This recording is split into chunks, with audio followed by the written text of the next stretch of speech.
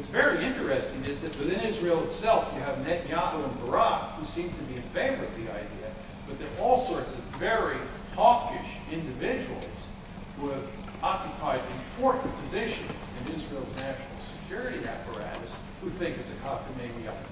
So there's not a lot of support for this idea in Israel itself.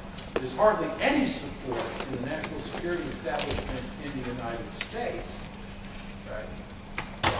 And the Israelis, as I say, I don't think have the capability. So I don't think there's going to be an attack.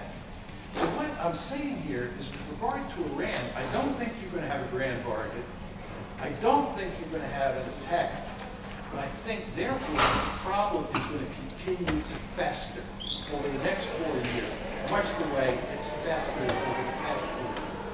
And I think the great danger in those circumstances is that you will have an accidental, or more likely an inadvertent war, where Iran and the United States, or Iran and Israel, end up shooting each other.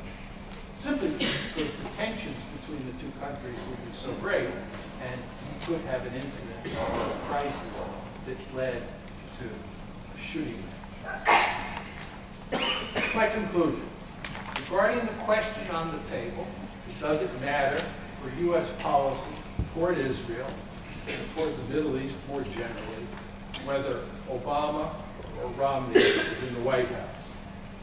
The special relationship will remain intact no matter who is the president over the next 4 years. The United States will support Israel as it continues to turn itself into a full-blown apartheid state, no matter who's in the White House. And the United States will continue to have hostile relations with Iran, although I do not think that either Obama or Romney will strike Iran.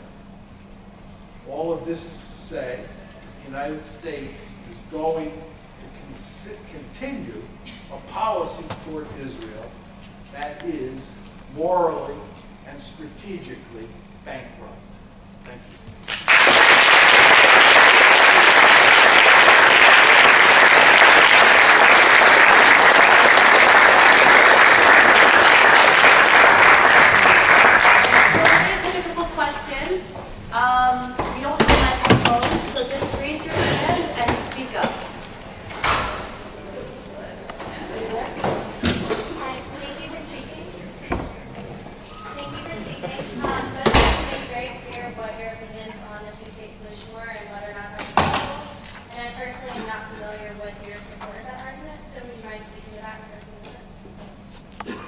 Which are you addressing? Here, both of us. Well, this is an issue on which John and I have a little bit of disagreement. I agree it's a long shot to revive this notion of disengaging Israel from most of the West Bank and part of Jerusalem. It's a long shot. Is it possible? I think probably with the current Israeli government, or something like it, it's very, very hard to imagine.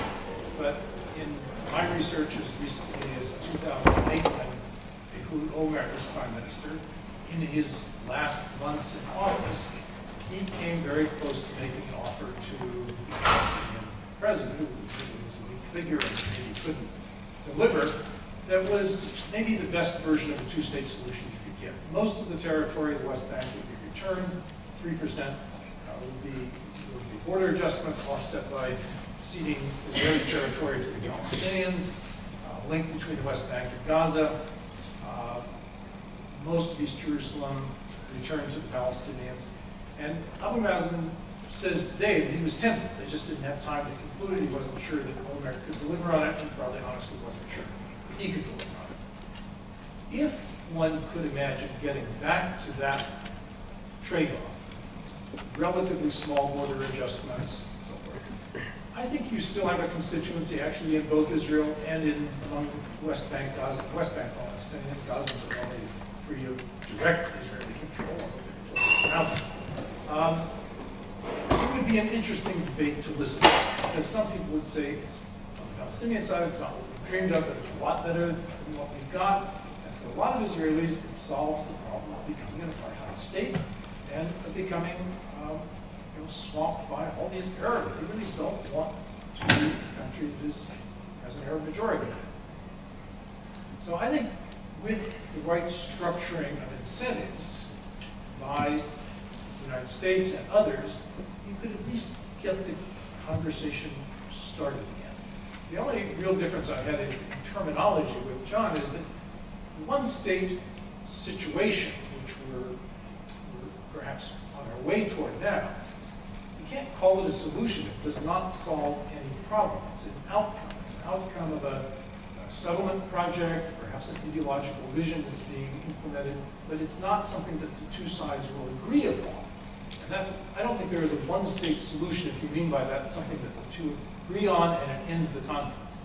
The one-state outcome perpetuates the underlying conflict. Palestinians will never be happy with it. We shouldn't be happy with it, but we may not be able to object to it. To call it a solution is misleading. If there were a one-state solution, it would be a very different outcome. It would be negotiated, binational, confederal, federal, whatever, in which Palestinians would run their own local affairs, but you wouldn't worry. It would be more like,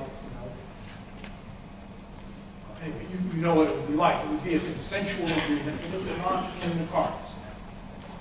I wish it were. I wish everybody took a deep breath and said, we're heading to a really terrible outcome. Let's become Switzerland and live coexistence. And we can speak Hebrew and we'll speak Arabic, mixed cantons, whatever. But we're not. So that's why it's the last vestige of my having been a former government official. You can't give up on things if you think it's 3% likely that it might work. If you only try to tackle the issues where you've got a better than 50-50 chance of success, you may as well give up on most of the things. A couple points. First of all, I was always strongly in favor of a two-state solution. I've not been a one-state solution person from the beginning, like Ali Abu Niva and others. I've been in favor of a two-state solution. And it's with great regret that I say that we're headed towards a one-state. I guess I did use the word outcome.